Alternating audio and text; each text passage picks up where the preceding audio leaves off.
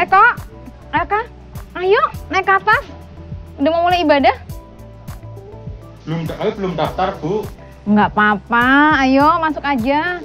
Siapa tahu nanti di Bu Agustin masih ada tempat duduk. Yuk, dan cepat udah mau mulai tuh. Kami nggak ikut ibadah, Bu.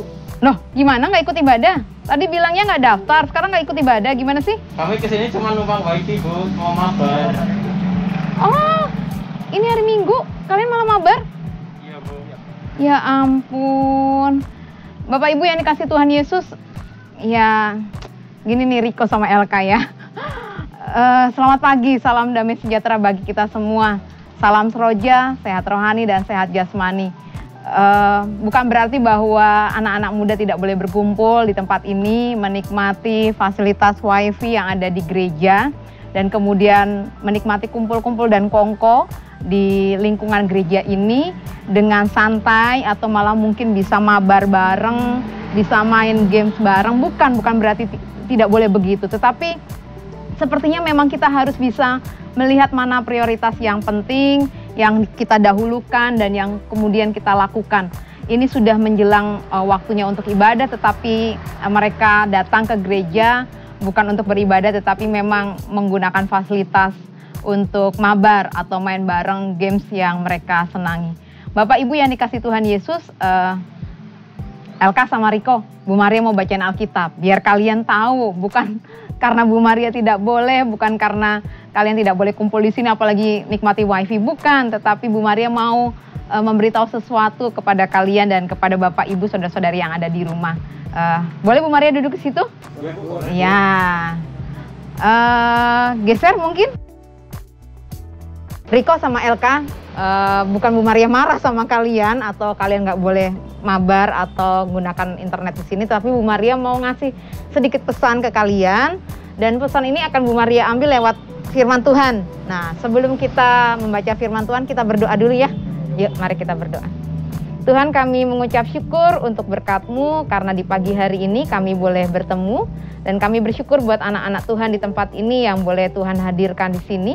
Dan kami hendak merenungkan firman Tuhan, kiranya Tuhan memberkati kami semua. Dan biarlah firman ini menjadi kekuatan untuk kami rindu ada di dalam rumah-Mu, beribadah kepada-Mu dan menikmati bait-Mu. Di dalam nama Kristus Yesus kami berdoa. Amin. Nah, Elka sama Riko, Bu Maria mau membacakan kitab Injil Lukas pasal 19 ayat 45 sampai dengan 48 yang demikian. Lalu Yesus masuk ke bait Allah dan mulailah ia mengusir semua pedagang di situ. Katanya kepada mereka, ada tertulis rumahku adalah rumah doa, tetapi kamu menjadikannya sarang penyamun. Tiap-tiap hari ia mengajar di dalam bait Allah, imam-imam kepala dan ahli-ahli Taurat, serta orang-orang terkemuka dari bangsa Israel, berusaha untuk membinasakan dia. Tetapi mereka tidak tahu bagaimana harus melakukannya, sebab seluruh rakyat terpikat kepadanya dan ingin mendengarkan dia. Demikianlah firman Tuhan. Yang berbahagia adalah kita yang melalui firman Tuhan ini tahu bahwa ketika kita datang ke bait Allah, maka tujuan kita adalah untuk beribadah. Nah, Riko, Elka, bukannya Bu Maria tidak membolehkan kamu menikmati wifi atau datang ke gereja bukan pada saat ibadah, tetapi ketika memang pada waktunya beribadah, marilah kita menikmati bait Allah untuk beribadah. Ya kan? Karena firman Tuhan ini katakan bahwa tujuan adanya bait Allah, tujuan adanya gereja adalah sebagai tempat kita untuk bersekutu, memuji dan memuliakan nama Tuhan. Dan dalam persekutuan itu memang terjalin kerjasama, keakraban satu dengan yang lainnya. Dan biarlah juga di dalam rumah Allah itulah kita merasakan, kita belajar untuk mengucap syukur, belajar untuk berbakti dan mendengarkan nama Tuhan. Jangan jadikan bait Allah itu hanya sebagai tempat hobi, gitu.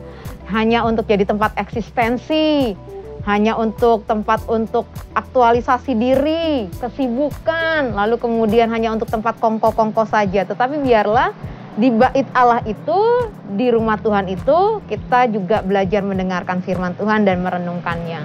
Dan Bapak Ibu yang dikasih Tuhan Yesus, ketika Bapak Ibu mungkin juga sering pergi ke gereja, beribadah, dan mungkin juga di masa-masa COVID ini menjadi sangat terbatas, justru kita akan sangat menikmati bait Allah sebagai tempat persekutuan yang indah.